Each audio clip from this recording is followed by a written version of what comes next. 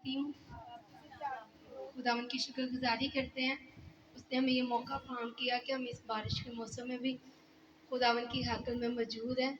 मेरे अज़ीज़ों, खुदावन के कलाम में लिखा है कि उसने हमारी शक्लें अपने हाथों में खोद रखी हैं और वो देख रहा है आपको और मुझे कि हम किस तरह चल के पानी से निकल के खुदा की हज़ूरी में आए हैं। खुदावन आपका एक एक किए हुए अच्छे काम का ज़रूर आपको अजर देगा। हम खुदावन की शुक्रगुजारी करते हैं। मेरे अज़ीज़ों, मेरे साथ निकालिएगा, हम जैसा कि आप सब जानते हैं कि हम अलाही आवाज़ों के ऊपर सीरीज़ चला रहे हैं अपनी, और आज इसका थर्ड सरमन होगा और मैं सेकंड सरमन की आपके साथ थोड़ा सा रिन्यू आपकी याद दहानी के लिए आपके साथ बयान करूँगी। मेरे अज़ीज़ों, लाही आवाज़ तो ये बाइबल मुक़द्दस सारी ही है। जो लोग इस कलाम को पढ़ते हैं उनकी ज़िंदगियों में अलाही आवाज़ हमेशा जारी रहती है। खुदा के बंदा ने बड़े अच्छे तरीके से हमें समझाया कि कलाम की आवाज़ को जब सुनते हो तो अपने दिल को पत्थर या सख्त मत करो। लोग बहुत ही ढीठ हो जाते हैं, ख़ास तौर पर यूथ बहुत ही ढीठ हो जाती है। बेटी, मैं आपको नहीं कह रही, जिस इंसान को कह रही हूँ वो सुन रहा है। बहुत ही ढीठ हो जाते हैं खुदा के लोगों को। जब हम खुदा के बेटियों के साथ लाही आवाज़ के साथ बात की जाती है तो आवाज़ सुनना पसंद नहीं करते। याद रखिएगा, बियाबान के अंदर 6 लाख लोग आए थे मिस्र से कूच करके, और उन्होंने अलाही आवाज़ को सुन के अपने आप को सख्त कर लिया था। मैं कहती वो बड़े ही अजीम लोग थे, बड़े ही खूबसूरत लोग थे, जिनके साथ खुदा खुद रहा है, उनकी ज़रूरत के लिए चट्टान में से पानी निकालता रहा है, मन बरसाता रहा है और फिर उनके साथ बात करता रहा है।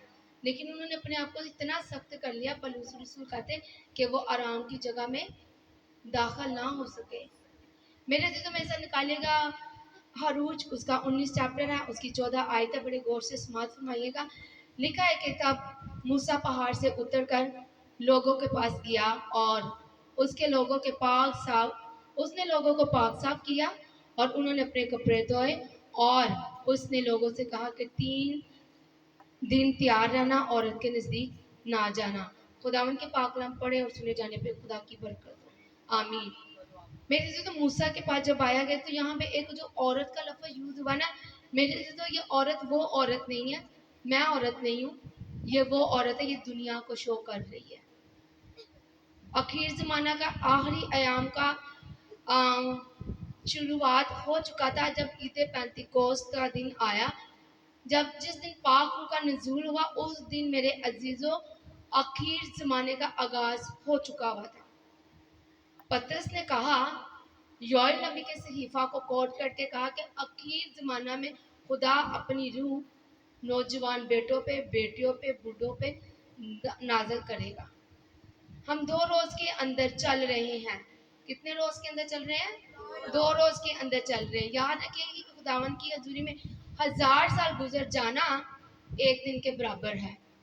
हम दूसरे रोज़ में चल रहे हैं और यहाँ पे वो कहते हैं कि तीसरे दिन तैयार रहना और औरत के नज़दीक ना जाना।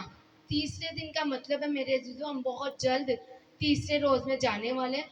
औरत के नज़दीक जाने का मतलब है कि दुनियादारी के कामों में रह के फंस ना जाना, दुनियादारी की हरकतों को अपने अंदर ना पा लेना। पलूस कहता है तुम दुनिया में रहते ज़रूर हो पर दुनिया के हम शक्ल ना बनो। हम दुनिया के हैं ही नहीं, हम यीशु की एम्बेसी के अंदर काम कर रहे हैं। हम यहाँ पे लोगों को यीशु के बारे में बता रहे हैं कि यीशु ने हमारे लिए क्या कुछ किया।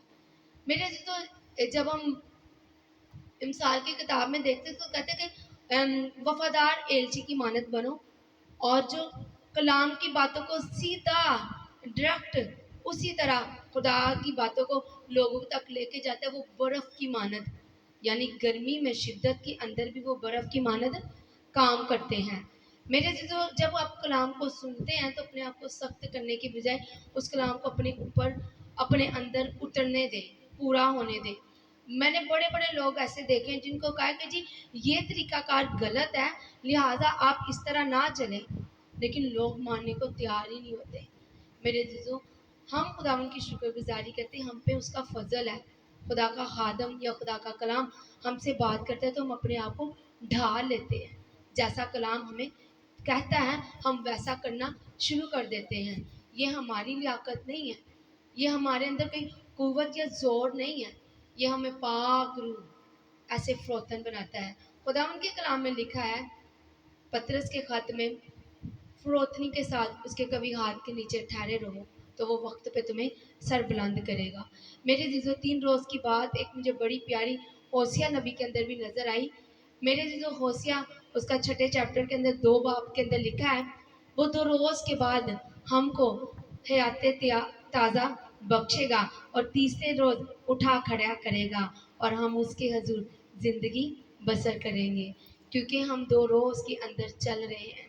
तीसरे रोज़ के अंदर वो हमें हयात ताज़ा बख्शेगा, यानी जिस दिन वो आ जाएगा, नरसिंगे की आवाज़ फूकी जाएगी, वो अपने लोगों को लेने के लिए आएगा, वो तीसरा रोज़ होगा।